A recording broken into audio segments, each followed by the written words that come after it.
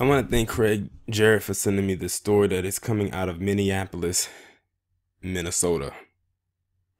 Where in this picture you have this extremely pale demon by the name of Corey David Burfield, who was just recently released from jail without bail, which means he didn't have to pay anything to be released from jail. It's almost like he just went in the jail. He signed in, stayed in there for a couple hours, and walked right on out.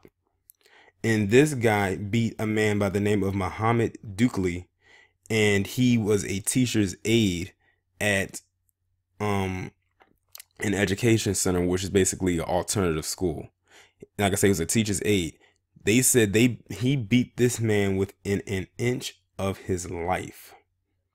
I think it put the guy into it said he was charged with one count of first degree assault and one count of third degree assault of beating this man. This basically he almost beat this man to death.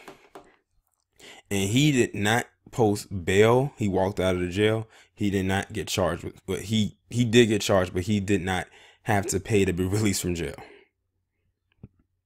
Let me go ahead and read this article.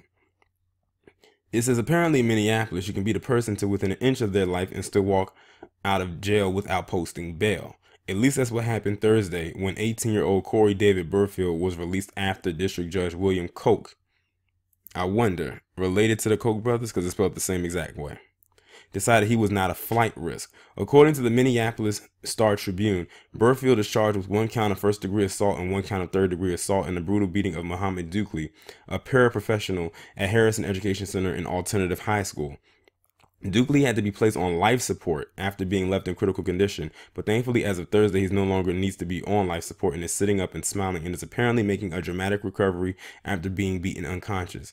Thank God, Dukli said of his recovery. I don't know what happened to me. I'm starting to know things for myself. Thank God.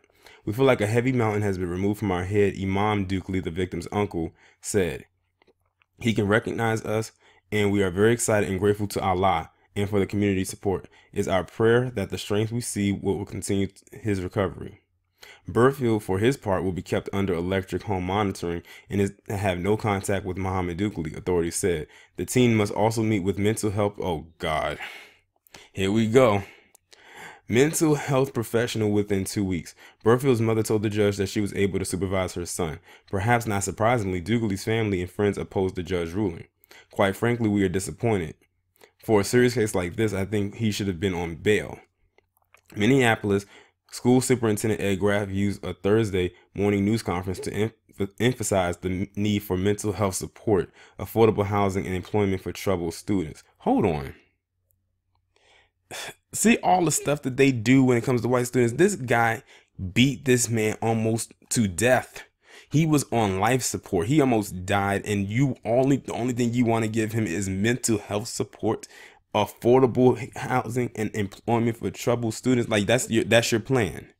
The fact that they said affordable housing lets me know how this guy is living. The fact that they had to mention affordable housing. My prayers are with Mr. Dukli and his family, but what we need to talk about is the need we have in our schools.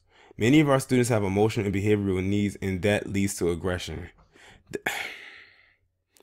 Handling with kid gloves yet again. The Tribune notes that Harrison, which is a special education school that offers a highly restricted environment for students with severe behavioral and emotional needs, has seen a number of assaults by students on staff. The school is currently being reviewed by federal officials who are making sure that the district is in compliance with special education requirements. Graff said that the school is cooperating with officials. If this was a black student that did this to a white student, whether they had a mental issue or not, they would have been in jail with a bail, with some kind of bond that would have to be posted.